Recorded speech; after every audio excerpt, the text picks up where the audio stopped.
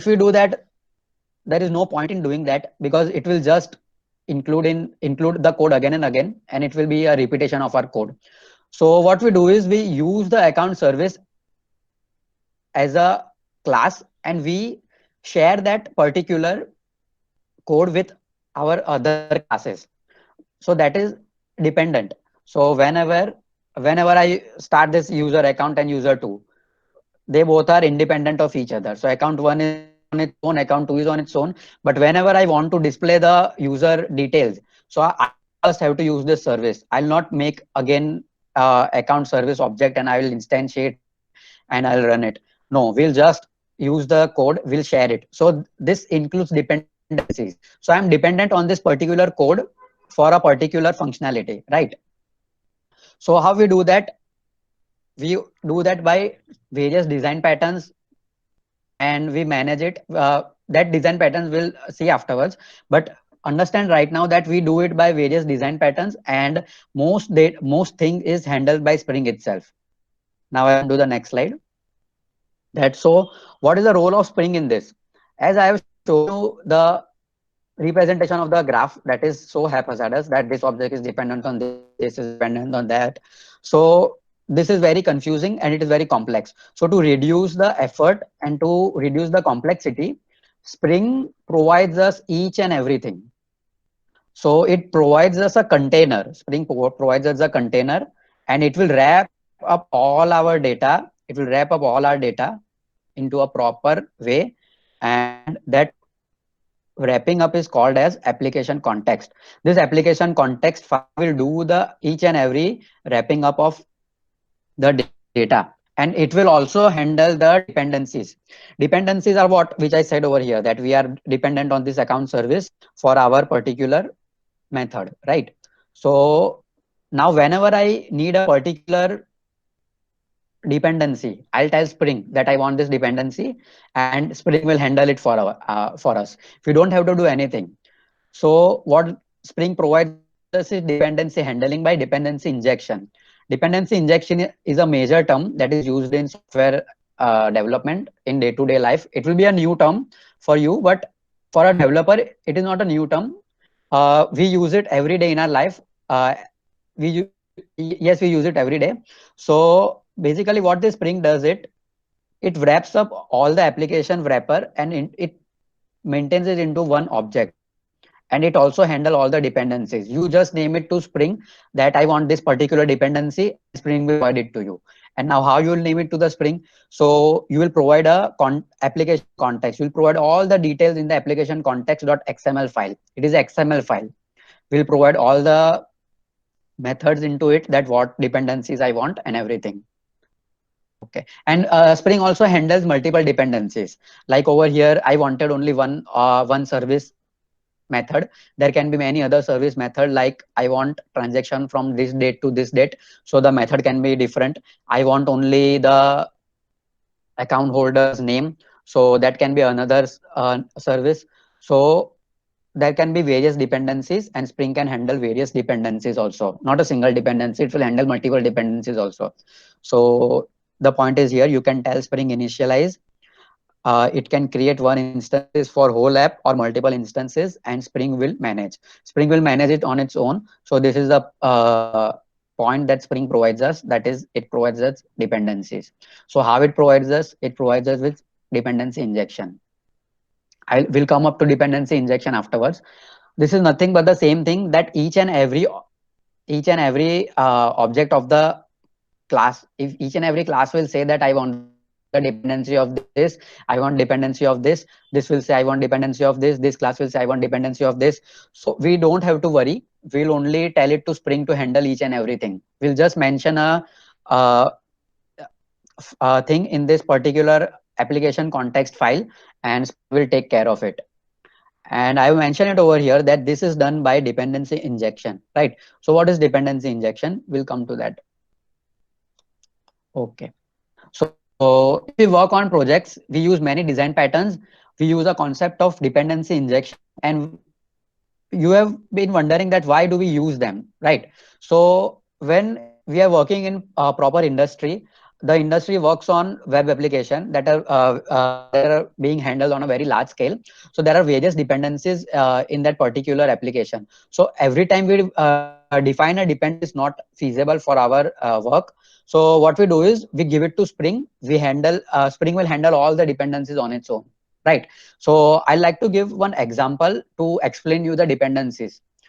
Okay, so I'll give it with example of making a laptop, right? I want to make a laptop. So what I'll need for it is I will need screen, I'll need RAMs, I'll need mouse, I'll need keypads, I'll need other hardware, wires, RAM, and everything and whatnot. So let's take a example of uh, hard disk over here, hard drive that is being used in the laptop. So what I'll do is I'll go to the dealer and I'll tell them that I want this particular hard drive, and he will provide it to me, right? So he'll provide it to me. I'll not make hard drive each and every time I want it for my laptop. I'll just assemble it and I'll sell it to the person that wants the laptop. Okay, so let us say that we have created a class laptop. Okay, and hard drive object one equals to new SanDisk HD, that is SanDisk hard drive. So I will go to SanDisk and I'll tell them I need hard drive, so give me your hard drive. So I'm dependent on SanDisk every time. Every time I have to write this new SanDisk HD, new SanDisk HD, right? And similarly for RAM also, RAM, I'll create RAM object2, I'll write equals to new, and say I want to use RAM of some particular company, let's say SanDisk only. So I'll use SanDisk RAM. I'll call again SanDisk and I'll tell them that I need your RAM. But I'm dependent on SanDisk, right? I'm particularly dependent on SanDisk. This will also include in tight coupling. And every one of you might be knowing what is tight coupling and what is loose coupling. I'll basically give you the example of tight coupling and loose coupling.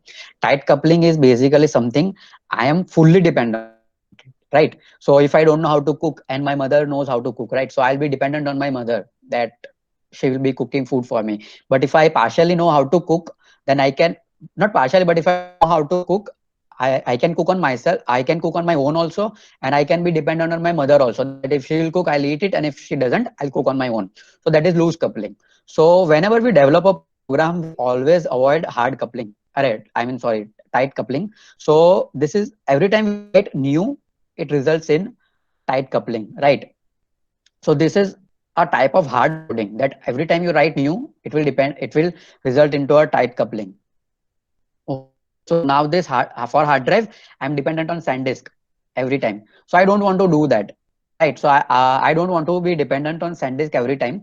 I'll be dependent on my own only. That if I want SanDisk, I'll use SanDisk. If I want Intel hard drive, I'll use Intel hard drive. If I want WD hard drive, I'll use their hard drive. I don't want to be permanently dependent on SanDisk, right? So I will do it with the form of dependency injection. What I will do is I'll create a XML file and I will tell all my dependency to the XML file that whenever I need a hard drive, you and I've defined a particular name for it that you take the hard drive from this thing. And always we can change the XML, right? XML is the standard thing which everyone will use. Like XML will be here and each and everyone will be using its thing, right? So we can change the XML, but for file, each and every file, if I mention new hard drive over here, new hard drive over here, new hard drive over here, new hard drive over here, so in all the files I have to change, and I don't have so much time for to change in every file, and also it will not be feasible for me to change in every file. Instead, I'll change to a parent file, that is the XML file, which will handle all the dependencies, and I'll change into that I don't want SanDisk file. Okay, remove this file, and I'll need only WD elements hard disk. So whenever I'll need a hard disk, it will contact the WD element thing. Okay. And if we don't want to work with XML, Spring also provides us with a very advanced feature that is called as Spring Boot. So it provides us with an advanced feature called as Spring Boot.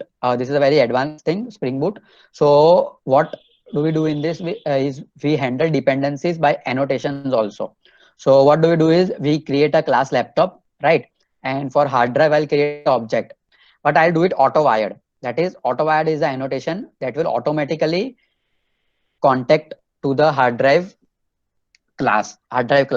And I'll, whenever I click, I'll create a SanDisk implements hard drive. That is for hard drive, I created my hard drive class and I will implement it. That is inheritance. You might be knowing basic Java, that is core Java. So I'll write @component over here. So every time I'll have a component of SanDisk, I'll have component of WD Elements, I'll have component of another company like Sony. And whenever I need a hard drive, I will do it auto wired and I'll write component on any of the class. That is, if I want to use if I want to use SanDisk hard drive, I'll use auto wired and component. So I have a components over here and I have auto wired over here. For every hard drive, I'll select this SanDisk. And if I don't write the component over there, I'll write it on class above Sony, and I will take their particular method. That is, I'll use their hard drive, right? So this and whole this class is independent of each other. That is, this class laptop and this class SanDisk is independent of each other. So it is not dependent on each other, right? Okay. And another major important factor is the use of dependency. It helps us in testing, right? So I have given you an example of hard disk. Now I am calling SanDisk and I'm saying that I need your hard drive, right? So SanDisk will send me their hard drive, and now I'll tell them that okay, send me their hard drive. They'll give me their hard drive. Now I'll check their hard drive. Of course, I'm not going to directly use it in my computer as a customer. I'll first take the hard drive. I'll check it with the hard drive. I'll check the hard drive. If there is a problem, if there is a problem in the hard drive, I will contact SanDisk and I'll say that your hard drive is not working. Kindly replace it. And now again, afterwards, after that, I'm building my laptop. I'll have to again test the whole laptop. But this time I want to avoid the test, right? So if hard drive is independent of the laptop, then I can only test hard drive. But it is dependent on the hard drive. The laptop is dependent on hard drive. So I'll have to test it again because I've already tested the hard drive before. Why will I try to test it again? It will also increase the cost of the enterprise. So that is why we handle dependency injection like this. And dependency injection is a very major factor that Spring provides us, right? Now we'll move forward. And these are the features of Spring. Spring